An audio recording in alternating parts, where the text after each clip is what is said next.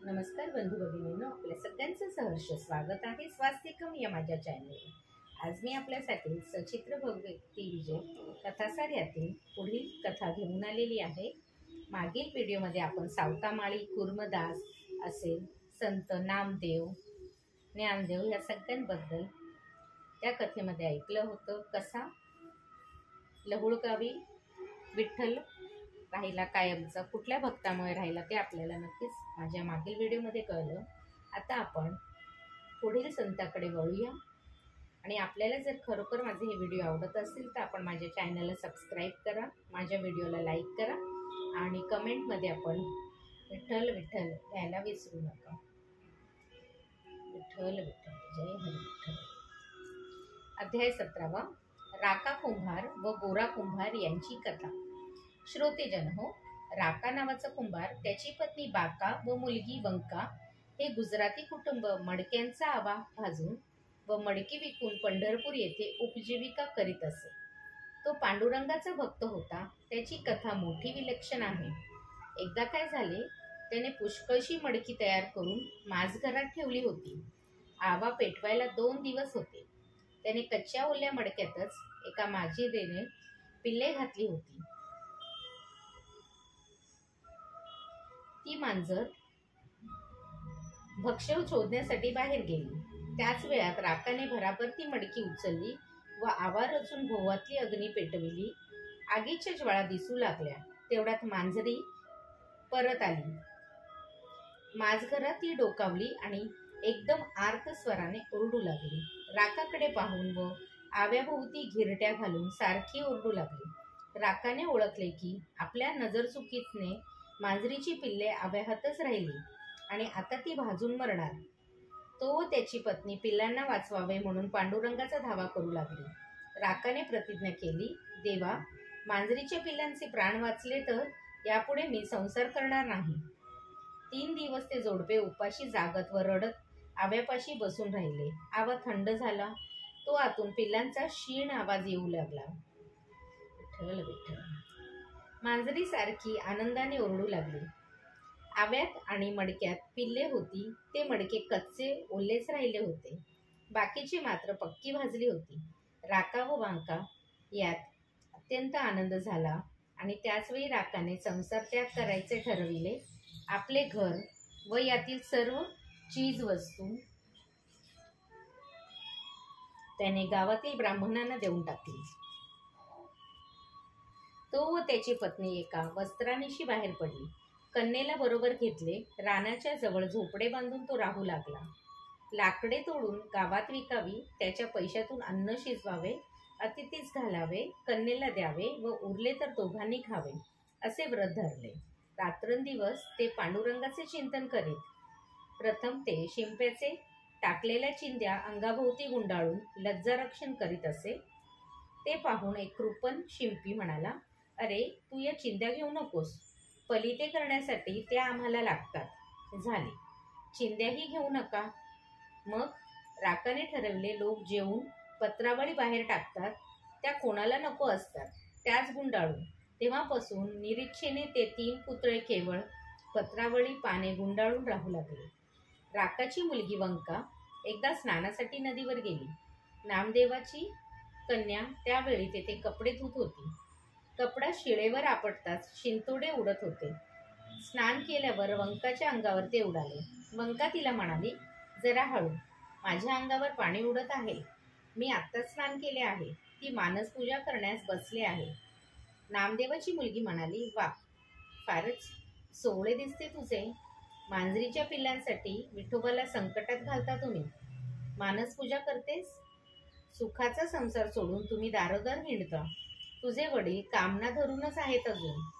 त्यावर वंका म्हणाली, तुझे वडील तरी काय करतात? रडका नाम्या म्हणून प्रसिद्ध आहे, बौद्ध अवतार असूनही त्यांनी डोके आपटून देवाला बोलवून त्रास दिला। माझा पिताच खरा निरपेक्ष आहे, असे उणेदुणे बोलून दोघी घरी गेल्या। वंका घरी काही बोलली नाही, पण नामदेवाच्या मुलीने बापाला सारे सांगितले। तेव्हा कीर्तन झाल्यावर नामदेवाने पांडुरंगाला विचारले, देवा, राका कुंभार तुझा भक्त आहे, तो निरपेक्ष आहे, की कामनायुक्त आहे? पांडुरंग म्हणाला, राका, एवढी विरक्ती दुर्मिळच आहे. नामदेव म्हणाले, मला त्याची स्थिती दाखव तरी. तेव्हा रुक्मिणीसह नामदेवाला घेऊन पांडुरंग रानात गेला. राका, बांका व बंका येथे रानात पडलेल्या वाळलेल्या काट्या कुटक्या जमा करीत होती. पांडुरंग म्हणाला, रुक्मिणी, तुझे रत्नजडित कंकण एका काटकीखाली ठेव व राकाच्या मार्गाती ठेव. रुक्मिणीने तसे केले. मग तिघे लपून पाहू लागले.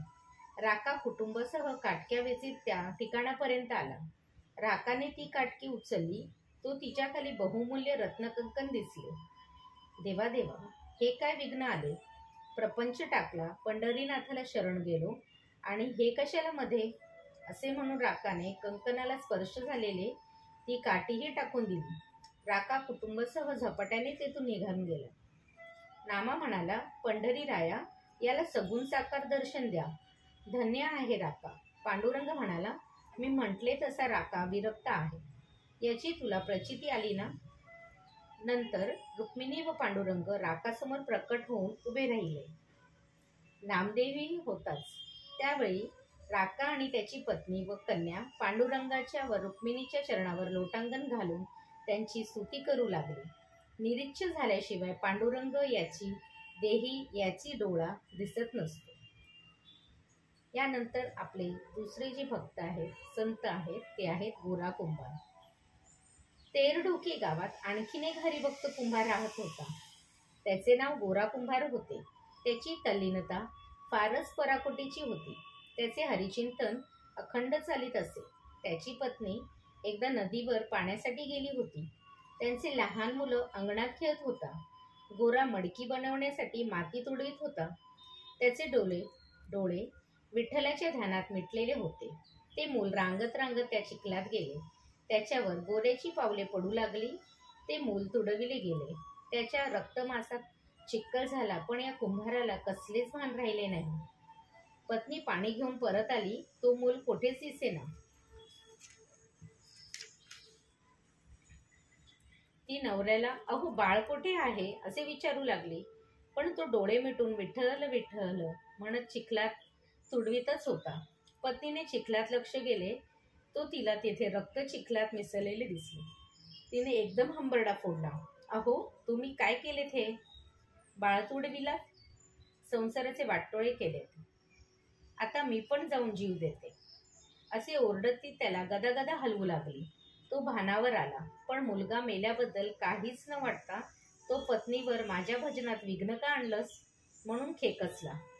मडकी ज्या चाकावर फिरवितात ते अवसानात उचलून तो तिला मारायला धावला. तेव्हा ती फार घाबरली, पण मोठा धीर धरून तिने शपथ घातली, खबरदार, माझ्या अंगाला बोट जरी लावलं तर तुम्हाला विठोबाची शपथ आहे. ती शपथ ऐकताच तो एकदम शांत झाला, गप्प बसला. एका बाजूस जाऊन पुन्हा हरिभजन करू लागला. आसपासचे लोक नवल व दुःख करू लागले. त्याला नावे ठेवू लागले, पण त्याचे तिकडे लक्षच नव्हते. आणि आपला मुलगा आपणच मातीत तुडून मारला त्याचे सुद्धा त्याला भान नव्हते. असेच काही दिवस गेले, पण गोरा कोणापाशी बोलत नव्हता आणि पत्नीजवळ तर मुळीच बोलत नव्हता. शेवटी त्याची पत्नी त्याचे पाय धुण्यासाठी उभी असताना त्याला विचारू लागली, तुम्हाला झाले तरी काय? गोरा म्हणाला, तूच मला विठोबाची शपथ घातलीस ना, तुला बोट सुद्धा लावणार नाही ना आता. ती म्हणाली, मी भिवून अमर्याद बोलले, मला क्षमा करा, माझा अंगीकार करा. प्रपंचात एवढा राग धरून कसे चालेल? गोरा म्हणाला, काही झालं तरी मी विठोबाची शपथ मोडणे शक्य नाही. त्याची पत्नी अगतिक झाली. पोटचे एकुलते एक अपत्य मेले, निर्वंश झाला. हे आता आपल्याजवळ संबंध ठेवणार नाहीत. यांनी दुसरा विवाह केला तर वंश तरी वाढेल, असा विचार करून ती माहेरी गेली. आपल्या पित्याला तिने सारा प्रकार सांगितला. आपली धाकटी बहीण आहे, तिचं लग्न आपल्या पतीशी करून द्यावे अशी गळ घातली. विचार निश्चित ठरवून मग तिच्या पित्याने गोरा कुंभाराशी आपल्या दुसऱ्या कन्येचा विवाह लावून दिला. पण त्यावेळी तो त्याला म्हणाला, जशी मोठी बहीण तशीच धाकटी बहीण पण मी तुम्हाला दिली आहे. मोठीशी जसा संसार केला तसेच धाकटीला पण वागवा, हीच विनंती. झाली. तो शब्द खरा मानून गोरा कुंभार नव्या बायकोला सुद्धा हातही लावायला तयार नव्हता. दोघी जणी फार कष्टी झाल्या. आपल्या धाकट्या बहिणीच्या आयुष्याचे आपण नुकसान केले याची मोठीला खंत वाटू लागली. एकदा ती धाकटीला म्हणाली, आता धीर सोडू नकोस, आपण रात्री आपल्या पतीचे मन पाहू. मग रात्री तो निजलेला होता तेव्हा दोघी त्याच्या दोन्ही बाजूस निजल्या व त्याने गोरोबाचा एक एक हात आपल्या अंगावर ठेवला. गोरोबाला चटकन जाग आली. तो फारच खिन्न झाला. मनी वासना नसतानाही आपण बेसावध राहिलो म्हणून विठोबाची शपथ मोडली याचे त्याला भयंकर दुःख होऊन त्याने तरवार घेऊन ती एका खांबाला बांधली आणि तीवर आपली दोन्ही हात तोडून टाकले. सकाळपर्यंत तो एका बाजूस भजन करीत बसला आणि सकाळी बायकांनी उठून पाहिले तो काय. त्यांना जे दिसले ते पाहून त्यांना भोवळच आली. आपण करायला गेलो एक आणि झाले भलतेच. त्या शोक करू लागल्या. आता आपले कसे होणार याची खंत तरी करू लागल्या. गोरोबा म्हणाला, रुक्मिणी पती असताना चिंता का करता? आषाढी एकादशी जवळ आली आहे. गोरोबाला वारीला गेला. चंद्रभागेत त्याने स्नान केले. पुंडलिकाचे दर्शन घेऊन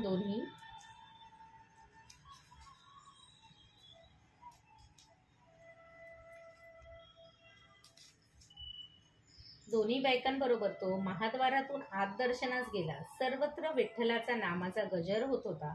विठ्ठल विठ्ठल विठ्ठल विठ्ठल नामदेवाचे कीर्तन चालले होते. संत मंडळी कीर्तनात टाळ टाळ्या चिपळ्या वाजवीत होत्या, गरजत होती, नाचत होती. त्या तल्लीन होऊन गोरोबाने टाळ्या वाजविण्यासाठी आपले थोटे हात आवेगानेच वर उचलले. पण काय, त्याला टाळ्या कशा वाजवता येणार? तो विठोबाचा धावा करू लागला. तेव्हा विठ्ठलाला त्याची दया आली. त्याने गोरोबाला पुन्हा पहिल्यासारखे हात दिले. सर्व संतांचा प्रत्यक्ष दर्शन घडविले. सारी सभा तटस्थ होऊन तो चमत्कार पाहत होती. विठोबाने गोरोबाला पुन्हा हात दिले म्हणून सर्वत्र प्रचंड जय जयकार झाला. नव्या हाताने गोरोबाने विठ्ठलाला नमन केले व तो टाळ्या वाजवून नाचू लागला. त्यावेळी गोरोबाची पहिली पत्नी पुढे झाली व म्हणाली, देवा, मी काय रे तुझा अपराध केलाय? नवे हात ह्यांना दिलेस आणि माझे बाळ नाही दिलेस. विठ्ठल हसून म्हणाला आणि तिला सांगितलं, ते पहा तुझे मूल. ती मागे वळून पाहते तो सभाजनांमधून तिचे मूल रांगत येत होते. विठ्ठलाने गोरोबाला शपथेतून मोकळे केले, नीट संसार करण्यासाठी आज्ञा केली व तो अदृश्य झाला. हा अध्याय इथे संपलेला आहे. श्री विठ्ठल रखुमाई पर्णमस्तु. शुभम भवतु शुभम भवतु शुभम भवतु. विठ्ठल विठ्ठल जय हरी विठ्ठल. विठ्ठल विठ्ठल जय हरी विठ्ठल. विठ्ठल विठ्ठल जय हरी विठ्ठल. विठ्ठल विठ्ठल जय हरी विठ्ठल.